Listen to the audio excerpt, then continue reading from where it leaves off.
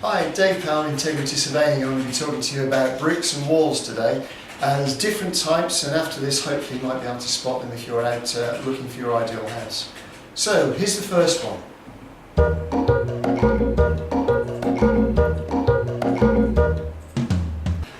So this is the first wall, or the first type of wall. It's a solid 9-inch wall and it's built in a brick bond called English bond, which is headers, which are the end of the bricks, with a row of stretchers, which are the side of the bricks, followed by a row of headers with the end of the bricks, and more stretchers. And it goes on like that at the wall. It's actually the strongest type of brickwork bond you can get.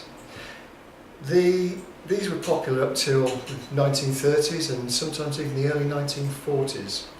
And there was another version of a solid brick wall, which I'll show you now.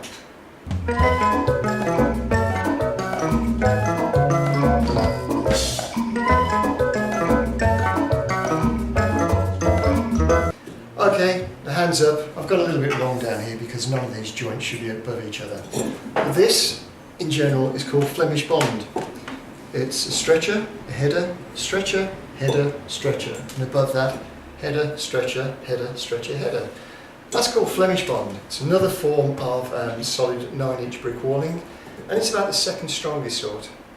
Now, as I said, these types of solid walls carried on through till around about the 1930s to 1940s. But there's a better type of wall by way of resistance to damp and water ingress, which is called a cavity wall. Let's just show you what one of those looks like.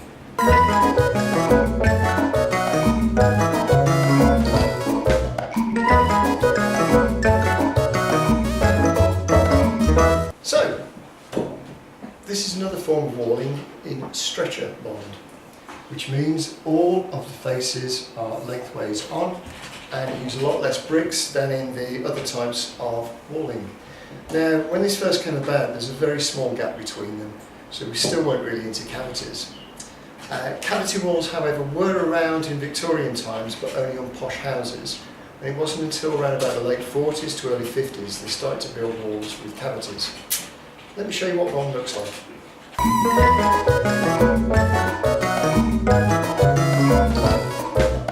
Latterly, we ended up with these full cavity walls. If you measure them, they're around about 300 millimetres or 12 inches wide. They can vary. Sometimes there was narrower cavities in the 60s and 70s, but by the time it came to the 1980s, we were starting to use insulation. Insulation in cavities first started to appear in the 1970s, but it wasn't until regulations said that you actually had to insulate them in the 1980s that people started doing it regularly. And the gap is anything up to 100 millimetres wide, and then you have a cavity fill, either full or part fill in the brickwork. That provides better thermal insulation, and it also means that damp can't pass so easily from one side to the other. So there's a few details about brick walls. There's English bond, Flemish bond, stretcher type, and this the cavity type. Hopefully that's of help when you're out looking at your properties. As we say in the trade, don't be a thickhead, be a brickhead.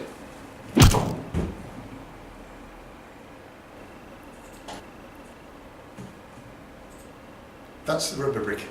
That was a real brick. Thanks for watching.